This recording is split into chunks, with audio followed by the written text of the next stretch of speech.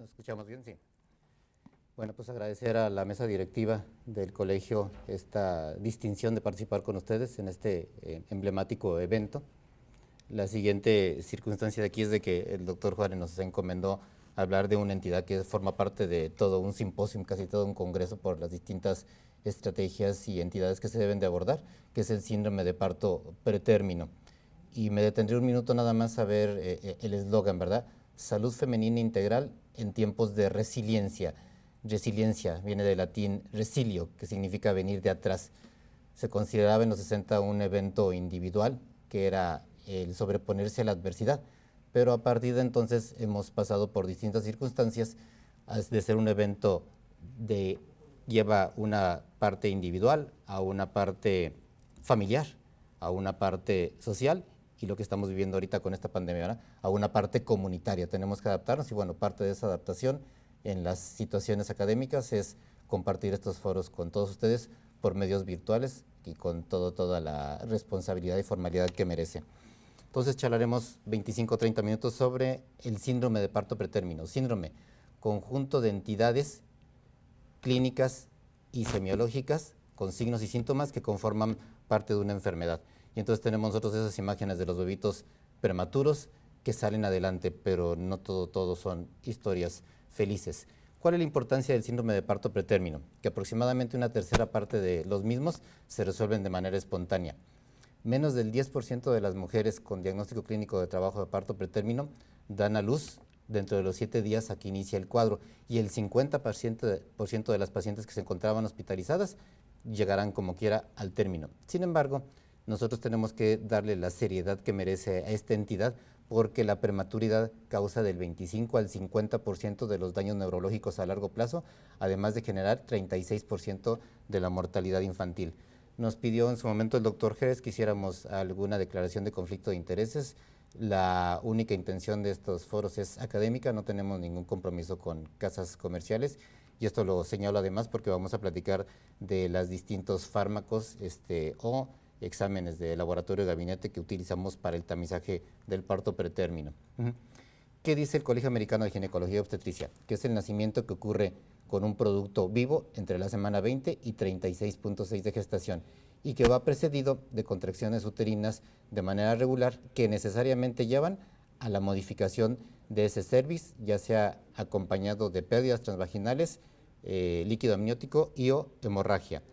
La CNT, el Centro Nacional de Excelencia Tecnológica, utiliza los mismos criterios, habla de contracciones uterinas de manera regular, ya sea 2 en 10 minutos o si se tabulan en 1 hora, de 6 en 60 minutos, que lleve necesariamente a dilatación cervical más de 2 centímetros y a cambios en el borramiento o acortamiento cervicales.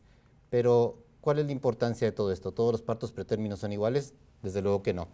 Dependiendo de la edad gestacional a que esto ocurra, tienen distintas severidades y entonces cuando son tardíos de la semana 34 a la 36 se le llama como tal pretérmino tardío, el pretérmino moderado que es de la semana 32 antes de cumplir las 34 semanas, 33.6, el pretérmino temprano desde las 28 hasta las 31.6 y el extremadamente pretérmino antes de las 28 semanas.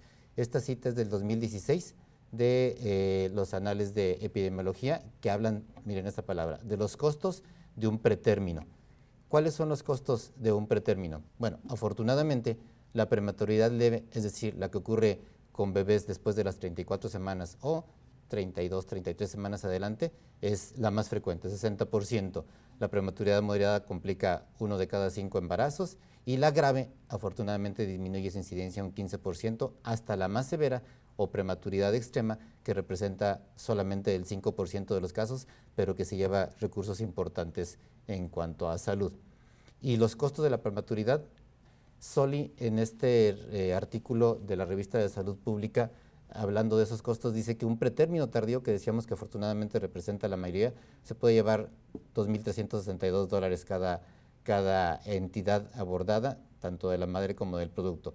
El moderado, unos $8,000, el temprano casi $300,000 y el pretérmino extremo, las rupturas de membranas o aquellas entidades que tiene que cursar con un desembarazo muy temprano, casi $500,000. ¿Y qué es esto en nuestro contexto? Fíjense la cita el año 2004 de nuestra querida Gine 23 aquí en Monterrey. Un bebé pretérmino moderado, es decir, cuyo peso es de 1,5 kg a 2 kilos, se puede llevar en un costo por día 5,000 pesos hasta un costo en una estancia de 14 días casi de 98,000 pesos. Citas o costos del 2004. No sé qué les parezca, si esas citas se han triplicado, quintuplicado, le pueden poner la cantidad que ustedes quieran, pero resultan gastos onerosos para un sistema de salud. Y estamos hablando de los pretérminos moderados. ¿Qué tal de los pretérminos severos? El costo de un día de internamiento de un pretérmino severo, ¿sí?, desde aproximadamente, era en el 2004, de 13,000 pesos diarios. Si esa estancia se prolonga 20 días, puede llegar desde los 300,000 pesos hasta una estancia en terapia unos 26 días, en aquel entonces casi 390,000 pesos. Desde luego esas cifras habría que actualizarlas, que son muy, muy fuertes en este momento. ¿Y cuál es la parte que nos corresponde a nosotros como obstetras? La ciencia de la maternidad, del esperar. Comprobar frecuencia y vitalidad fetal, ver por qué ese producto quiere llegar antes de tiempo, la parte de la semiología clínica, la valoración del abdomen, el fondo uterino, la irritabilidad, probables datos de infección, la especuloscopía y en su momento con toma de muestras, cultivos, ver si esas membranas están rotas, cultivos previos al frotis vaginal con toma de estreptococo del grupo beta hemolítico, el tacto vaginal para clínicamente establecer un pronóstico, ya sea con el índice de Bishop o de Gruber, y saber qué tiempo puedo yo contemporizar ese producto, ya sea para esquema de inductores o para tratar la causa de base y tratar de yugular esta entidad. La ecografía siempre y necesariamente transvaginal como un elemento de tamizaje en su momento y o complementación diagnóstica para medir la longitud cervical, y la cardiotocografía como único elemento objetivo para documentar esa actividad uterina con contracciones regulares. Decíamos que puede ser hasta de 6 u 8 en un término de 1 hora. Y de lo que podemos empezar inclusive con la analítica, es decir, biometría hemática completa, proteína C reactiva, velocidad de sedimentación globular, datos indirectos de infección que me hagan pensar el por qué ese producto quiere llegar antes de tiempo. Y si se fijan, la cita es de la Escuela del Clínic de Barcelona con Figueras y Gratacox, donde habla de una probable amniocentesis en la búsqueda intencionada de dos cosas: proceso infeccioso, ya sea clínico o subclínico, y ante signos ecográficos que nos hagan pensar en problema cromosómico, cariotipo complementario. Pero esta gráfica lleva dos direcciones. Podemos empezar desde cualquier momento, desde conectar a la paciente al cardiotocógrafo, desde empezar sus exámenes básicos de laboratorio, de la complementación con la ecografía para ver la integridad y el bienestar fetal, la toma de muestras vaginales, es decir, todo esto es dinámico de acuerdo a los recursos con que contemos en ese momento. ¿Sí? Los tipos de parto pretérmino podríamos considerarlos en dos grandes rubros: el espontáneo, que representa del 31 al 45% de los partos pretérminos y que se asocia fuertemente hasta 1 de cada 3 casos, complicado con ruptura prematura de membranas; y el inducido, que es por causa médica o por una patología materna o fetal que nos hace llevar a ese producto a un nacimiento antes del término y que representa 20-25%, 1 de cada 4 o 5 pacientes con esta entidad. Los dos recuadros de abajo que refiere el doctor Gratacox hablan, como decíamos, del parto pretérmino espontáneo, que se asocia hasta el 25% de ruptura prematura de membranas y un 40% de membranas intactas, y esto que tiende mucho a citar la literatura, que es el parto pretérmino iatrogénico. No me gusta mucho el término, 35% de condiciones maternas y fetales. Iatrogénico me suena como a un error o a una condición dada por el médico como hacia un daño, pero no podemos hablar de esa palabra cuando estamos hablando de placentas previas sangrantes, cuando estamos hablando de colestasis intrahepática en el embarazo, de preeclampsias o eclampsias tempranas, en las cuales la única indicación y la única razón para manejar ese embarazo es la interrupción del mismo, porque está condicionada por el mismo embarazo. La etiología: síndrome de parto pretérmino, es decir, hay una serie de signos y signos que acompañan toda esta entidad, ¿sí? Y el 70%, decía la diapositiva anterior, 60% de los partos prematuros son espontáneos. Siempre, por favor, me gustaría que nos lleváramos a casa la idea de que hay que pensar siempre en un patrón inflamatorio o infeccioso, desde luego la sobredistensión uterina, la hemorragia, las alteraciones inmunológicas, el trastorno endocrino y la isquemia, que todo esto básicamente como tres entidades podríamos hablar que considera una activación decidual, la presencia de contracciones que llegan a tomar cierta regularidad y la asociación o no a la ruptura prematura de membranas. Esta cita del 2003 del British Medical Journal sí, habla de que los procesos infecciosos se asocian hasta en un 40% al parto pretérmino. No olviden esa idea. Siempre que estén abordando una paciente con una amenaza de parto pretérmino, piensen absolutamente siempre en el patrón infeccioso como causa de base. Cuando la etiología son estas entidades infecciosas, el uso de tocolíticos va a ser refractario, es decir, no tiene sentido porque no vamos a poder yugular esta entidad clínica. Y del 16 al 25% de las infecciones del tracto genital son responsables del trabajo de parto prematuro. Cuando ustedes tengan cervicovaginitis o infecciones de vías urinarias y tomen ustedes la decisión de dar antibióticos, nunca dejen a la semana o a los 10 días, de acuerdo a lo que ustedes consideren, de tomar exámenes de control a ver si esa entidad que estaba precipitando el desarrollo de este trabajo de parto pretérmino fue yugulada o manejada adecuadamente. Factores de riesgo, bueno, se dividen en muchos, ¿verdad? Factores intrínsecos, pues es más frecuente en los pacientes con índice de masa corporal alto, periodos intergenésicos cortos, edad materna avanzada, nivel socioeconómico básico, bajo. Factores uterinos, cirugía uterina previa, malformaciones uterinas, miomatosis uterinas.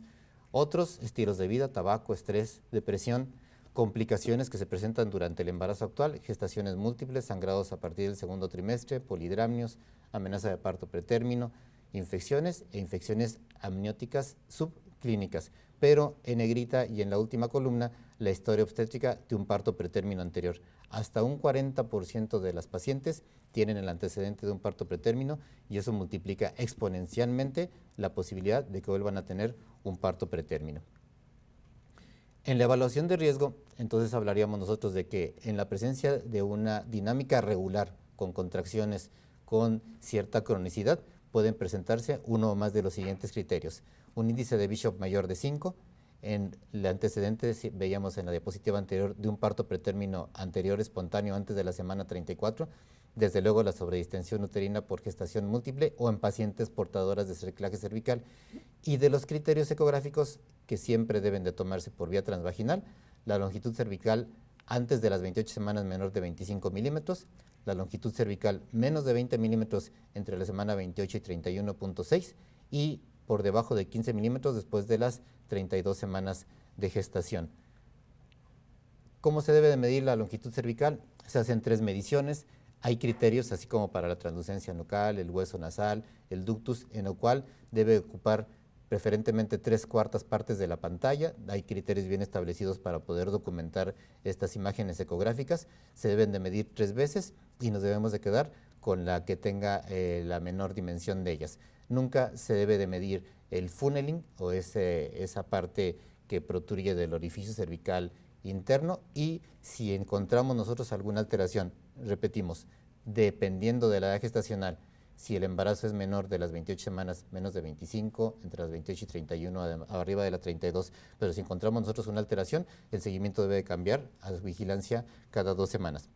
Primera cita importante de esta diapositiva es que el valor predictivo negativo es del 98 o al 99% en la evaluación cervical por vía transvaginal de la longitud.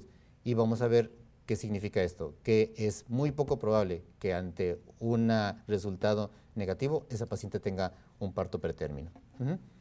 No olviden esa diapositiva clásica del orificio cervical externo en la T y el orificio cervical interno.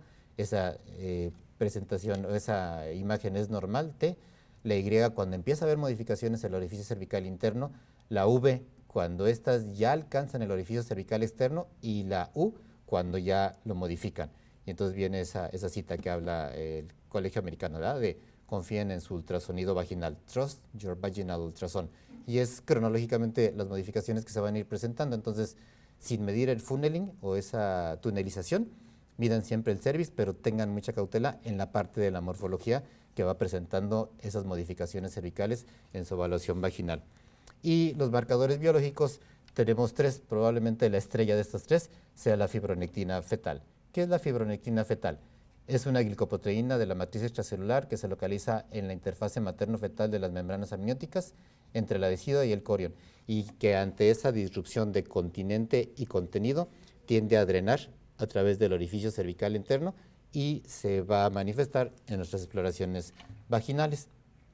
Cuando esta fibronectina es menor de 50 nanogramos por mililitro antes de la semana 22, sí, puede estar presente, pero cae casi a niveles indetectables de las 24 a las 34 semanas. Y como decíamos, representa la disrupción de la interfase entre las membranas fetales y la superficie uterina, pero no pierdan de vista ese siguiente texto. Forma parte de una respuesta inflamatoria desencadenada muy probablemente por una infección ascendente. Decíamos que se estaba el British Medical Journal, que nunca pierdan de vista que la infección es el protagonista principal de la amenaza de parto pretérmino, ¿verdad?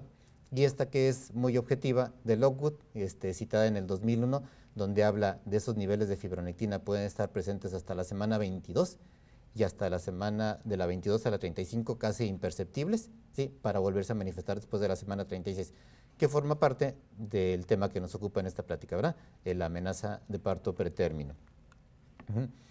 La microglobulina alfa 1 placentaria, su presencia en secreciones vaginales también se asocia con una ruptura prematura de membranas, pero inclusive en un 10% de los casos se presenta en mujeres con dinámica uterina con membranas íntegras, y también, como el anterior, tiene un valor predictivo negativo, es decir, si mi resultado es negativo, es muy poco probable que esa paciente tenga un parto pretérmino. El siguiente marcador es la isoforma fosforilada de la proteína transportadora del factor de crecimiento similar a la insulina tipo 1. Esa tenemos que leerla porque no está muy cómodo el nombre para aprendérselo.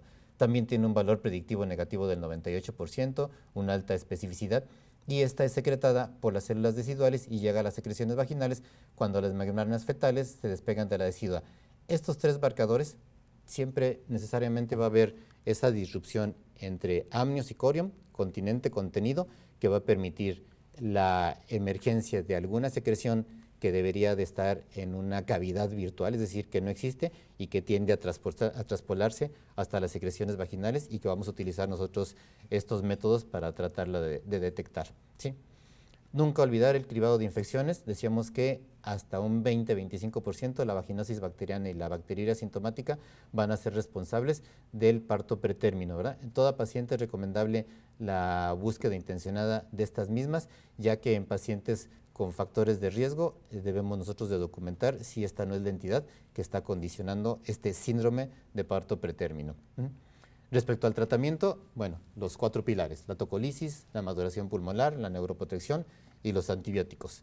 Respecto al autocolítico, solamente tiene 3 objetivos, o tenemos que respetar 3 circunstancias. Retrasar el parto por lo menos 48 horas, que es el efecto máximo en su administración, y con lo cual vamos a disminuir el riesgo de muerte neonatal, el síndrome de dificultad respiratoria y la hemorragia intraventricular.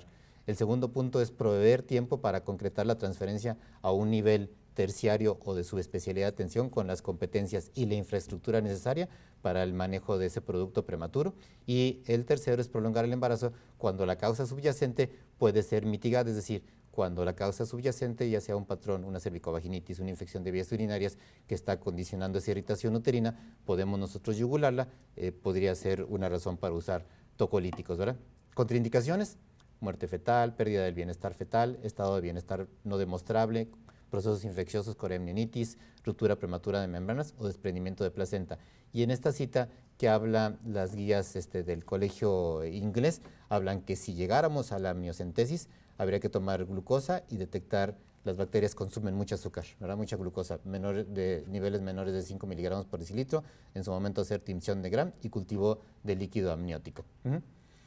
Probablemente el consentido de los uteroinhibidores sea la nifedipina. ¿Por qué? Porque bloquea el flujo de la transmembrana a través de los canales de calcio, su administración es oral, es muy económica y tiene muy pocos efectos adversos, ¿verdad? Tiene efectos indeseables en la paciente como el rubor, cefalea, náusea, probablemente menores, y hasta este momento no se han revelado efectos adversos fetales, siempre y cuando no pasemos la dosis diaria máxima. ¿Cuál sería la dosis? Una dosis de inicio a los 20 minutos, no pasar 120 miligramos día, empezar con 20 miligramos vía oral y podemos seguir de 10 a 20 miligramos cada 6 horas durante un periodo aproximado de 48 horas. pero siempre debemos estar monitoreando frecuencia cardíaca y TA cada 30 minutos la primera hora y después cada 8 horas, ¿verdad? Por turno. Nunca utilicen nifedipina con bloqueadores de canales de calcio, como es el sulfato de magnesio, por toda esta parte de bloqueo neuromuscular que vemos nosotros del lado derecho, hipocalcemia, toxicidad cardíaca y muerte materna. Atosiban, un fármaco ideal de elección probablemente, ¿va? Bloquea los receptores de oxitocina del miometrio y la decidua, impide la señal de la oxitocina a mensajeros intracelulares y la actividad de prostaglandinas, disminuyendo la liberación de calcio libre intracelular con la consecuente disminución de la contractilidad miometrial.